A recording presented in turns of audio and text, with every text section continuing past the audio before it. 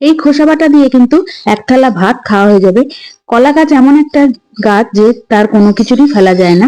আর যে কাঁচকলার কোপ্তাকারি রান্না করেছিলাম, খোসা সমেত কাঁচকলাটা সিদ্ধ করেছিলাম, খোসাটা আর ফেললাম না, বাটা করে নিচ্ছি। তার জন্য শিলপাটায় দিয়ে দিয়েছি 4 থেকে 5 কোয়া রসুন, স্বাদ অনুযায়ী কাঁচা লঙ্কা আর হাফ চামচ কালো জিরে দিয়ে আধ বাটা করে নিচ্ছি।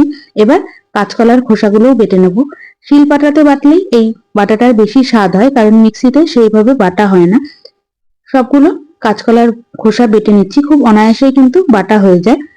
এবার কড়াইয়ে পরিমাণ অনুযায়ী সর্ষের তেল দিয়ে দিয়েছি, তেল গরম হয়ে গেছে, এর মধ্যে একটা শুকনো লঙ্কা ফোড়ন দিয়ে লঙ্কাটা তুলে নিলাম। তারপর বেটে রাখা খোসাটা দিয়ে খুব ভালোভাবে মিডিয়াম আঁচে 3 থেকে 4 মিনিট মতো রান্না করছি। এবার এর মধ্যে দিয়ে দিলাম সামান্য পরিমাণ হলুদ গুঁড়ো আর স্বাদ অনুযায়ী লবণ, আর দিয়ে দিচ্ছি সামান্য চিনি, দিয়ে বেশ খানিক্ষণ মতো নাড়াচাড়া করে যেই লঙ্কাটা তুলে রেখেছিলাম সেটা গুঁড়ো করে দিয়ে দিলাম। তাহলে তৈরি হয়ে গেল কাঁচকলার খোসা বাটা।